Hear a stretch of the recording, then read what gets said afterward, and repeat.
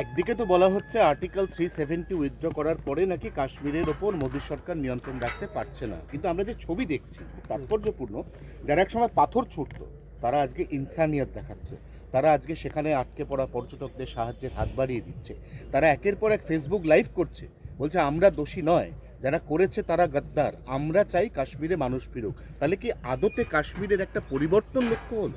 দেখুন, গত 3 বছরে 5 বছর হয়ে গেছে, 6 বছর হয়ে গেল 370 উইথড্র হয়ে গেছে, কিন্তু আমি তার মধ্যে দুবার কাশ্মীরে গেছি।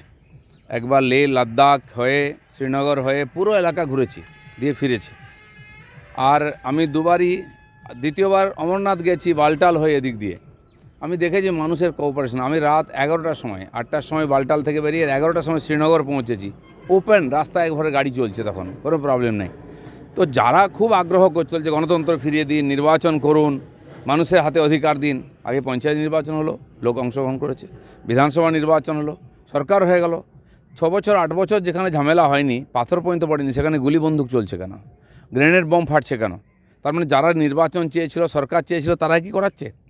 নির্বাচিত সরকারের সময় এত বড় দুর্ঘটনা হলো কেন? সারা দেশকে, দুনিয়াকে কাঁপিয়ে দিয়েছে। আজ তো কেন্দ্র সরকার এবং হওয়ার সঙ্গে সঙ্গে গৃহমন্ত্রী পৌঁছেছেন। কেন্দ্র সরকার যেটা বলেছিল সেটা করে দেখিয়েছে। তোমরা পারোনি। কেন্দ্র সরকার ফোর্স দিয়ে হোক, যেভাবে হোক, এবং পরবর্তীকালে সাধারণ মানুষের বিশ্বাস জিতেছে। প্রতি বছর প্রায় 1.5 কোটি পর্যটক যাচ্ছিল গত 3 বছর ধরে।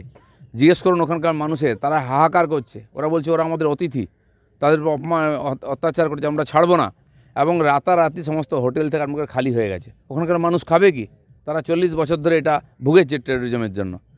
আজকেও সে একই জিনিস শুরু হয়েছে, কিন্তু আমি মনে করি না এটা বিশেষ কিছু একটা বিচ্ছিন্ন ঘটনা হবে, এরপরে আবার স্বাভাবিক হবে। কারণ সাপের মাথাটাই থেঁতলে দিয়েছে মোদী সরকার, লেজটা নড়ছে, সেই লেজ নড়ার সংকেত পাওয়া যাচ্ছে। ঠিক এই জায়গা থেকে আপনার কাছে আমার দ্বিতীয় প্রশ্ন, সেটা হচ্ছে জম্মু কাশ্মীরের একটা বড় অংশ, তারা প্রথমত এই যে বিরাট রেল প্রজেক্টটা তৈরি হয়েছিল, যে রেলপথ দিয়ে বন্দে ভারত পৌঁছবে শ্রীনগর পর্যন্ত, সেখানে কয়েক লক্ষ স্থানীয় যুবক তারা কাজ পেয়েছে, তারা আর বন্দুক হাতে তুলবে না। যারা পর্যটন শিল্পের ফ্লো দেখে পর্যটনের বিভিন্ন কাজ বেছে নিয়েছে, তারাও আর বন্দুক হাতে তুলবে না। তাহলে এই যে সন্ত্রাসবাদের যে ভয়, এই ভয়টাকে জিগিয়ে রাখার জন্যই কি এই কাজটা করা হচ্ছে? এক্স্যাক্টলি। হাতে কাজ আছে, ইনকাম আছে, পকেটে টাকা আছে, আনন্দে আছে সবাই। আজকে বন্দুক ধরার লোক পাচ্ছিল না, কারণ সবার হাতে কাজ ছিল। তাই এই ট্যুরিস্টদের তাড়িয়ে আবার বেকার করে যুবকদেরকে আবার হাতে হয় বন্দুক তুলে দেবে, পাথর তুলে দেবে, গ্রেনেড তুলে দেবে, আর কটা টাকা দিয়ে তাদেরকে আবার দেশবিরোধী কাজ করাবে, সে চক্রান্ত চলছে। আমার মনে হয় যে ধরনের প্রতিক্রিয়া দেশ জুড়ে, দুনিয়া জুড়ে হয়েছে, এটা ওখানকার কয়েকজন বিচ্ছিন্নতাবাদী নেতা বা কয়েকজন জঙ্গি এটা পারবে না। সরকার আছে, সরকারের সঙ্গে পুরো দেশ আছে।